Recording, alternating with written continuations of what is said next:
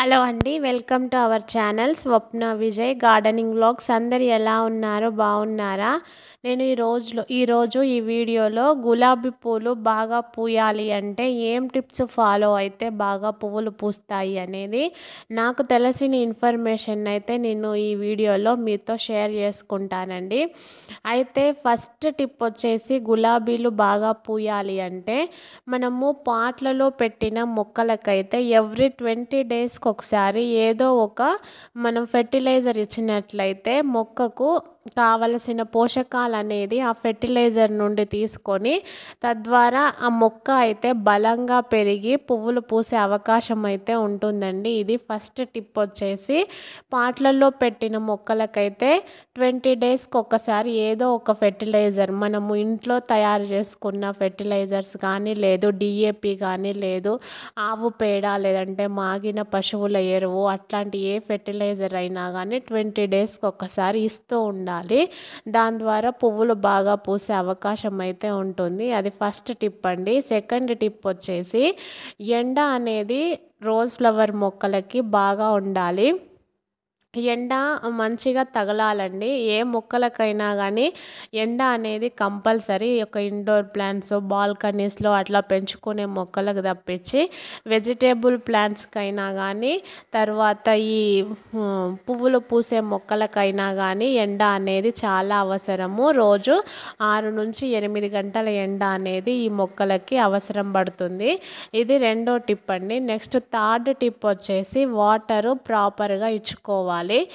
మెయిన్గా వాటరు మనం కన్సిస్టెన్సీ అనేది ఫాలో అవ్వాలండి. అంటే ఒక సమ్మర్ సీజన్లో అయితే మార్నింగ్ తర్వాత మళ్ళీ నెక్స్ట్ ఈవినింగ్ అట్లా ఇచ్చుకున్నా పర్వాలేదు. కానీ వింటర్ సీజన్లో మట్టికి మార్నింగ్ వాటర్ ఇస్తే మళ్ళీ నెక్స్ట్ డే అదే మార్నింగ్ చూసుకొని ఇంకా తేమ ఉంటే అవసరం లేదు, డ్రై లాగా అయిపోతే మనమైతే వాటర్ ఇచ్చుకోవాలండి. ఆ విధంగా కన్సిస్టెన్సీ లాగా మనం వాటర్ ఇచ్చుకుంటే మొక్క అనేది వేరే ఏ అనారోగ్యము రాకోకుండా ఉంటుంది మొక్కకైతే.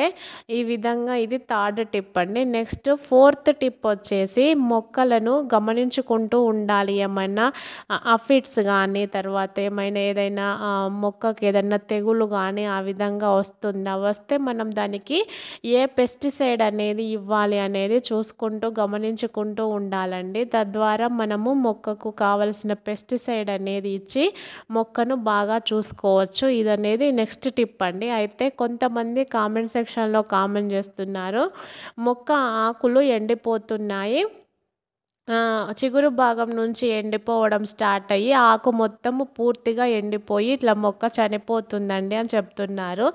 దానికి మెయిన్ రీజన్ వచ్చేసి వాటర్ ఎక్కువ కావడము. వాటర్ అనేది ఎక్కువైతే మొక్కకి ఆ విధంగా అయితే వస్తుంది. కొంచెము అట్లా వచ్చినప్పుడు ఒక 1 డే అట్లా వాటరు తక్కువ చేయండి ఇవ్వడము. ఆ తర్వాత కూడా పోకపోతే ఇంకా ఒక పెస్టిసైడ్ని అయితే స్ప్రే చేసుకోవాలండి. ఆ విధంగా మనము జాగ్రత్తలు అయితే తీసుకోవాలి. నెక్స్ట్ టిప్ వచ్చేసి మొక్క చుట్టూ సాయిల్ అనేది చాలా గుల్లగా ఉండేలాగా చూసుకోవాలి.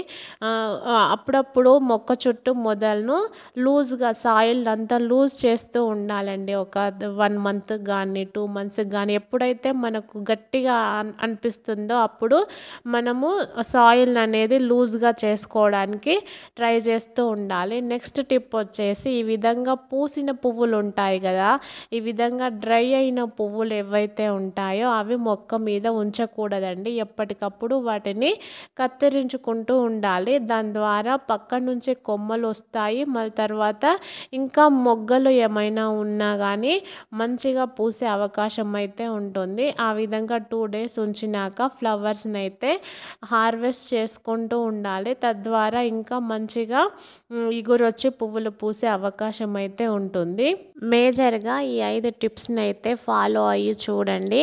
అలాగే మీకు గులాబీ పూల మొక్కల గురించి ఏమైనా డౌట్స్ ఉంటే కామెంట్ సెక్షన్లో కామెంట్ చేయండి, నేను తప్పకుండా రిప్లై అయితే ఇస్తాను. ఇదే అండి వాటి వీడియో. మీకు ఎలా అనిపించింది? నచ్చిందా? నేను చెప్తున్న ఈ టిప్స్ కనుక మీకు నచ్చినట్లయితే ప్లీజ్ లైక్, షేర్, సబ్స్క్రైబ్ అండి. మరొక మంచి వీడియోతో మళ్ళీ కలుద్దాం. అంతవరకు ఉంటానండి. Thank you all. Have a nice day. Bye అండి.